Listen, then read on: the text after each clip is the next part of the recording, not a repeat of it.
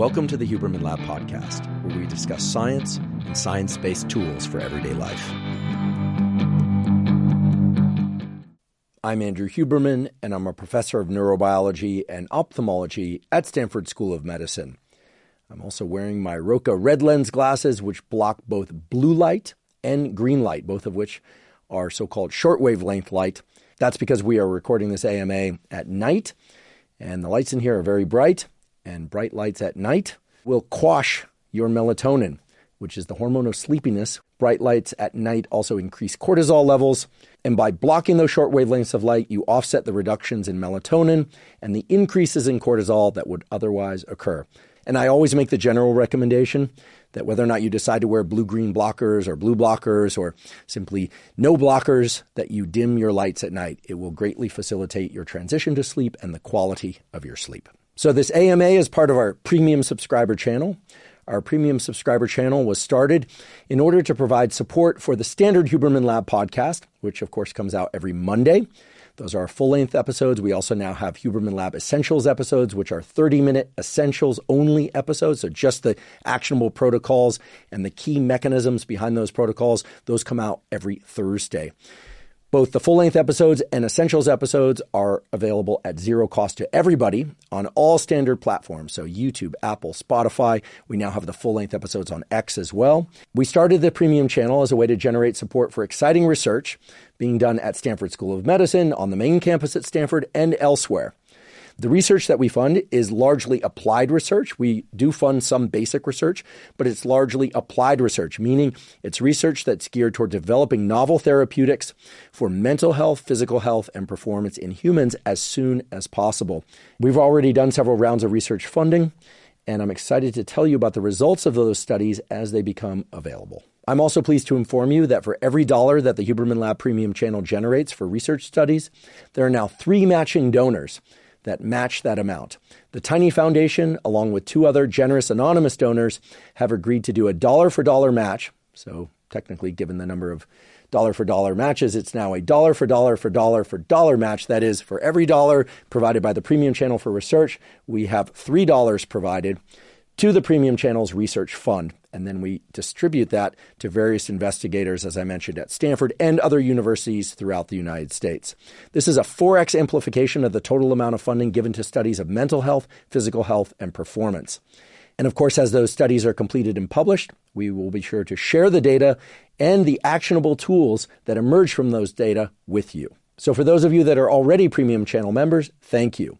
And for those of you that are considering becoming a Premium channel subscriber, please keep in mind that $3-to-$1 match that greatly amplifies your contribution. To subscribe to the Huberman Lab Premium channel, please go to hubermanlab.com/premium.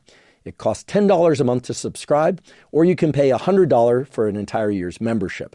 We also have a lifetime membership that, again, is a one-time payment. You can find out more about that lifetime membership at hubermanlab.com/premium. For those of you that are already Premium channel members, please go to hubermanlab.com/premium to download the Premium member feed in order to access the entire episode today. And for those of you who are not Premium members, you can still hear the first 20 minutes of today's episode and determine whether or not becoming a Premium member is right for you. And now, without further ado, I will answer your questions. The first question for today's AMA is, quote, is there a distinct health advantage to using bone broth or collagen protein versus whey protein? I get this question pretty often, and I touched on this in the episode that I did with Dr. Lane Norton. But I think the key thing to remember here is that while protein is one of the 3 macronutrients, right? Proteins, carbohydrates, and fats, not all proteins are created equal. Now, what differentiates different protein sources has a lot to do with how easily those proteins are assimilated into our body and their amino acid content.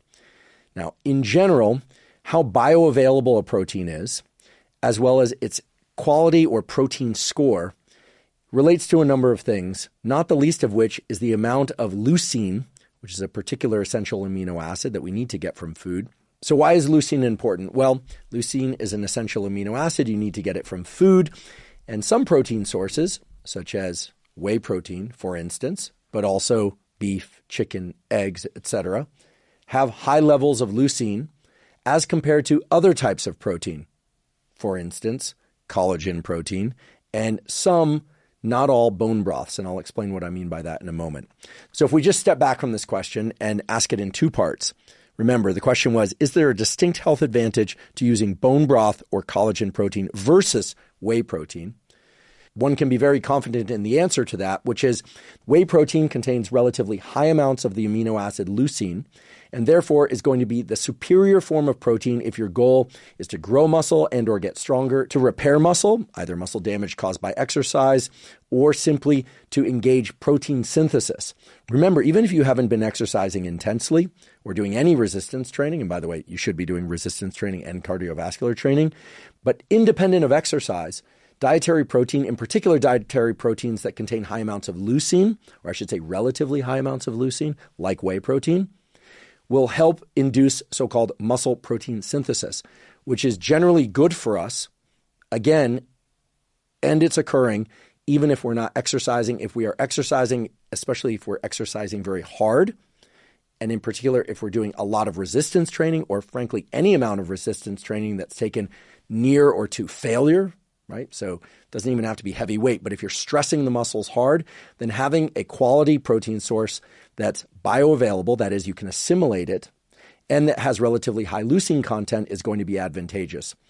So through that lens, I can confidently answer the question by saying that a quality whey protein would be a better choice for a protein as compared to bone broth or a collagen protein, which have relatively low amounts of leucine. And if you look at their essential amino acid profile, just sort of across the board, not just focusing on leucine, and compare that to whey protein, we would easily say that whey protein is the superior form of protein, again, both based on its bioavailability and its amino acid composition. Now, does that mean that bone broth and collagen protein are not valuable at all? No, I didn't say that. Okay, so when are bone broth and collagen proteins valuable? So this has also come up in several Huberman Lab podcast episodes, namely the episode that I did with Dr. Lane Norton, also the episode that I did about skin health, because there are some data, not a ton, but there are some data showing that people who regularly ingest collagen protein can observe some improvements in skin elasticity and appearance. Now, are these dramatic effects? Not so much, but are these significant effects? That is, are they statistically significant as compared to a control condition of either no collagen protein or a different protein source? And there one can find manuscripts that show, yes, indeed, ingesting collagen protein, and by the way, bone broth has high amounts of collagen. So we're treating bone broth and collagen protein sort of in combination here, or we are considering them in combination.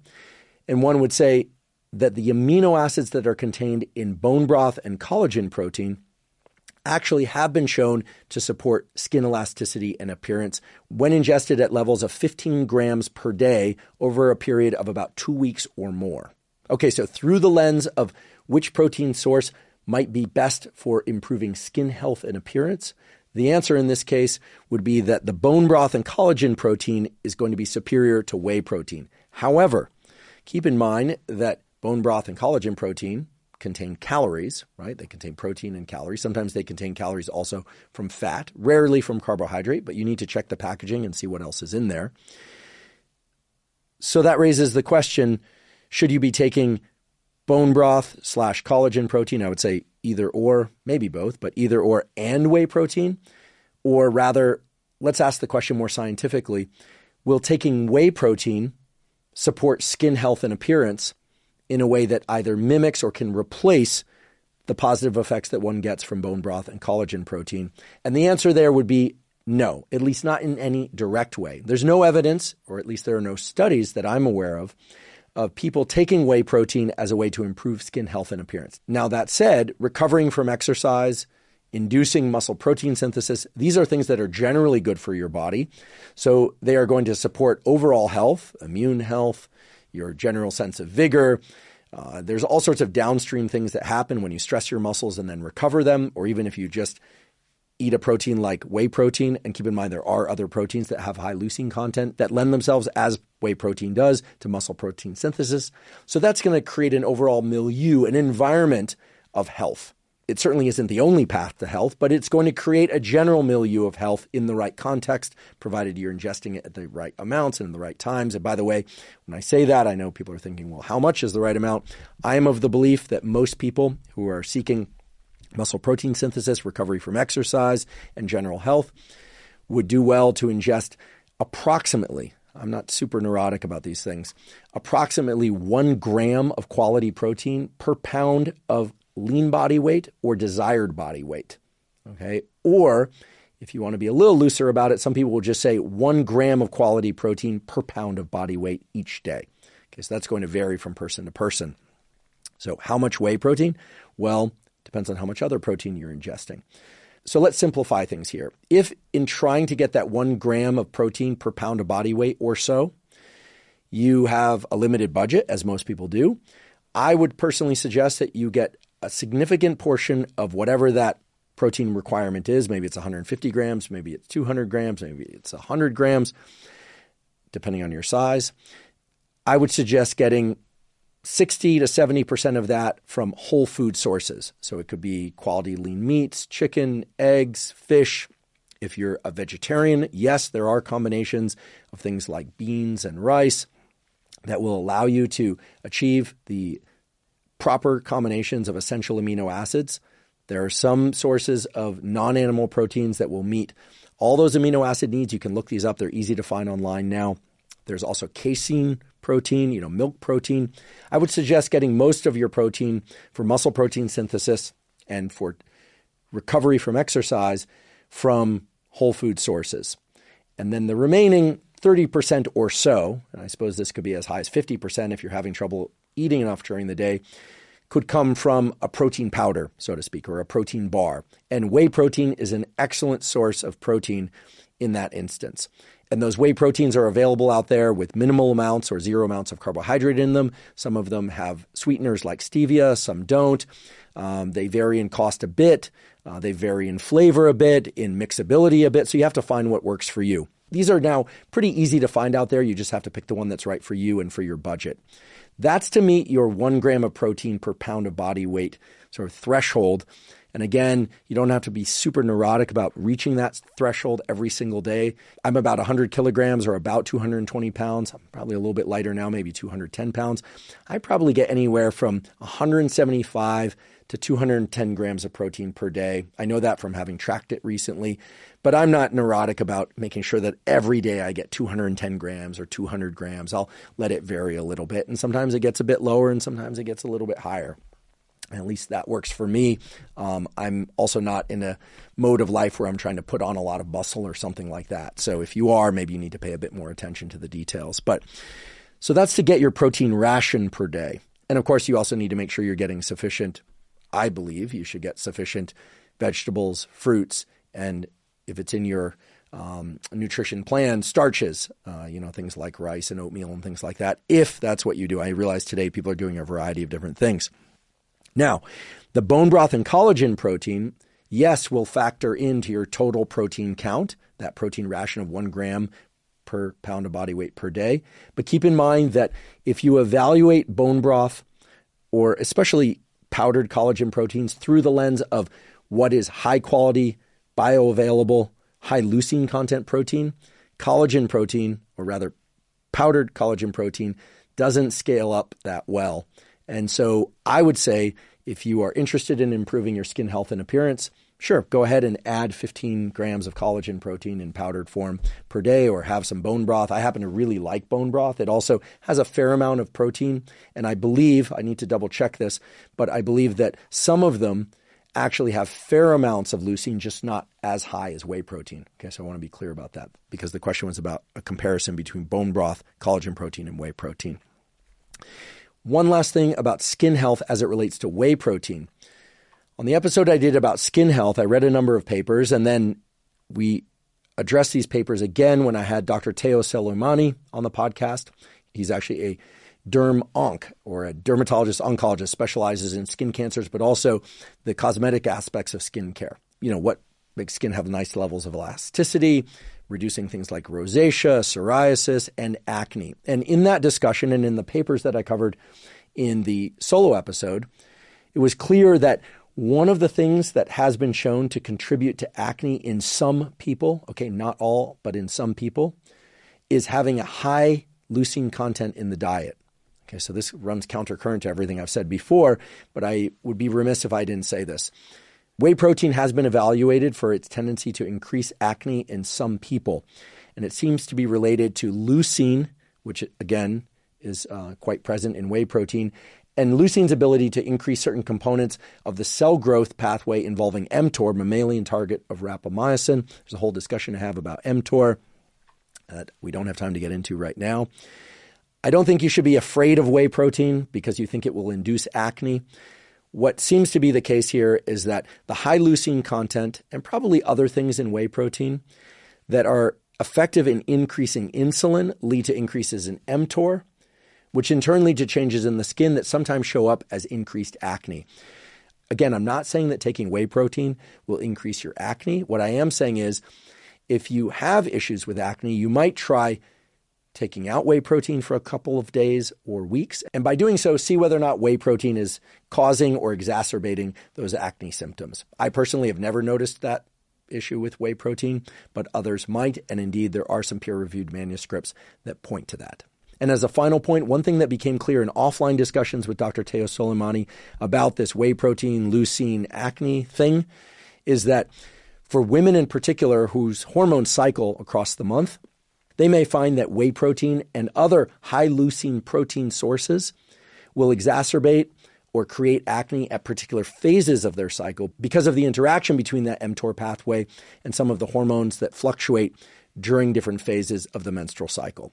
So we all have to learn to be scientists of ourselves. That is, to try something, see if we like it, see if we don't, ask ourselves why, right? If you get stomach discomfort from a given brand of whey protein, please don't take that one again, right? You have to find what works for you and then pay attention to whether or not, for instance, if you're a woman and you're seeing some increase in acne or other skin symptoms by taking whey protein at a particular phase of your cycle, maybe you stop taking it during that phase and take it only in other phases. Or if you have no issues, go ahead and take it. For men whose hormones obviously don't cycle as much throughout the month, if at all, they're going to cycle depending on sleep, etc., stress, etc., but you get the idea. If you are experiencing troubling levels of acne, take whey protein out altogether, maybe replace it with a casein protein or other high-quality protein and see how you react. Again, become a scientist of yourself. You'll be glad you did. Thank you for joining me for the beginning of this Ask Me Anything episode. To hear the full episode and to hear future AMAs, go to hubermanlab.com/premium to become a premium member. Other membership benefits include access to transcripts of Huberman Lab episodes, early access to Huberman Lab events, and a discount on all items in the Huberman Lab store, along with special gifts from our sponsors. To learn more, go to hubermanlab.com/premium. And as always, thank you for your interest in science.